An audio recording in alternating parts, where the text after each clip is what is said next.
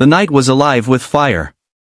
The sky, once peaceful and dark, glowed an angry red as flames devoured everything in their path. The wind howled through the fields, carrying the sharp scent of burning wood and desperate cries for help. Ethan Carter, a humble farmer, had been tending to his livestock when he noticed the glow in the distance. His heart clenched. Fires were rare in this small countryside town, and when they happened, they destroyed everything in their wake. Without a second thought, he grabbed a bucket of water and sprinted toward the inferno. As he neared the burning mansion on the hill, he realized the situation was worse than he had imagined. The estate belonged to William Sinclair, one of the wealthiest businessmen in the region. People were already gathered outside, shouting and panicking, but the fire was too intense. The roof was collapsing, and the thick smoke made it impossible to see inside.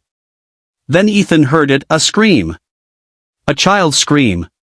His chest tightened as he scanned the house. The front entrance was engulfed in flames, and the windows glowed like the mouth of a furnace. But through the thick smoke, he spotted a small figure at one of the upper floor windows. A young girl, no older than 10, was pounding on the glass, coughing violently. Without thinking, Ethan sprang into action. "Someone help me," he shouted, but the onlookers hesitated, frozen by fear. The fire was consuming the structure fast, and every second counted. Ethan found a fallen tree trunk leaning against the side of the house. Using it as a makeshift ramp, he scrambled up toward the window, shielding his face from the unbearable heat. "Hold on," he called to the girl. "I'm coming for you." Tears streamed down her soot-covered face as she backed away from the flames creeping toward her. With one final push, Ethan reached the window and smashed it open with his elbow, ignoring the pain as glass shards cut into his skin. The girl reached for him, her tiny hands trembling. "Come here," he urged. The moment she leaped into his arms, the floor beneath her gave way. Ethan barely managed to pull her through the window in time. The entire room collapsed, sending a wave of sparks into the air. There was no time to climb down carefully. Clutching the girl tightly, Ethan braced himself and jumped.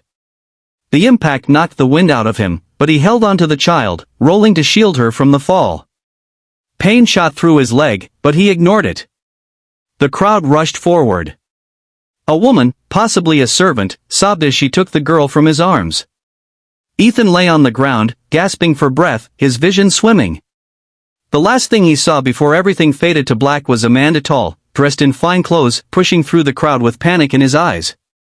Ethan woke up in a soft bed, an unfamiliar ceiling above him.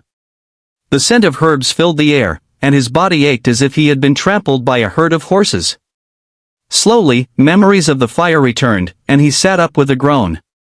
"You're awake." He turned to see a man standing by the window. It was William Sinclair. The same man who had built the grand estate Ethan had saved his whole life to even step foot near.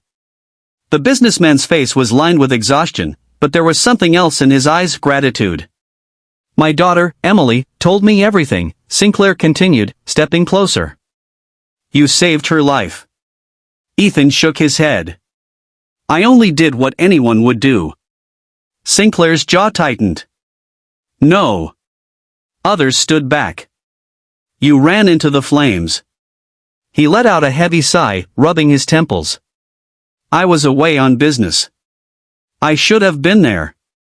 Ethan saw the guilt in the man's expression and felt a strange sense of understanding. "You're here now. That's what matters." Just then, the door creaked open, and a small figure hesitantly stepped inside. Emily, her face still smudged with soot, clutched a stuffed bear to her chest. When she saw Ethan awake, her eyes welled with tears. "You came for me," she whispered. Ethan smiled. "Of course." Without warning, she ran forward and threw her arms around him, holding him tightly. "Thank you," she sobbed. "I was so scared." Ethan gently patted her head, his throat tightening. He had never thought of himself as a hero, just a simple farmer doing what was right.